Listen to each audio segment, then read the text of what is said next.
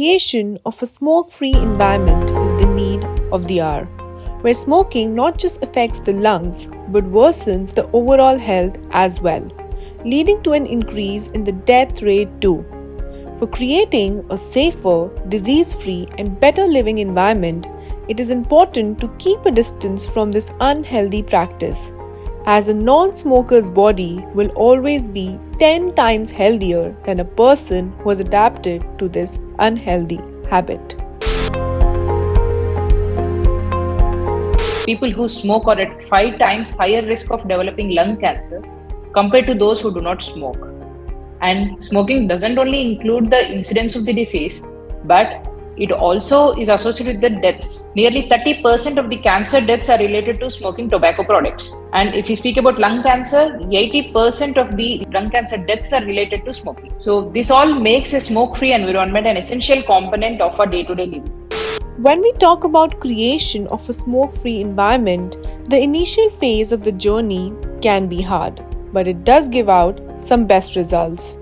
We have to do it at multiple levels. It's not just at an individual level, but it as a community as a whole should be aiming to develop a smoke-free environment. If we take an example, at a particular workplace, if we try to implement the smoke-free environment, then it reduces the tobacco consumption by the employees by 30%. And this reduction will have a huge impact on the overall well-being of the employees. When we talk about smoking and its effects on individual, it is important to understand about second-hand smoking too, and its effects on children as well as pregnant ladies.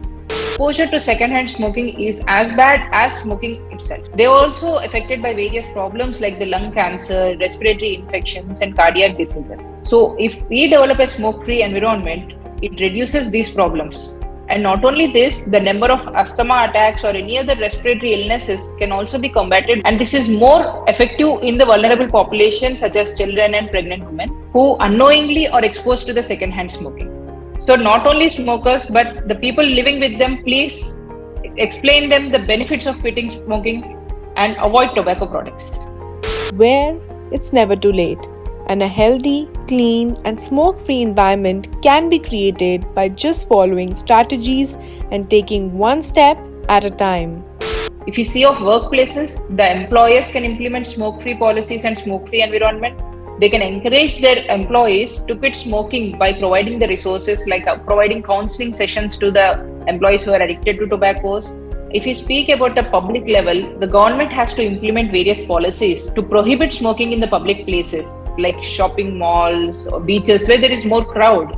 Just start working towards this initiative and request others to join you to make this world a better place to live in.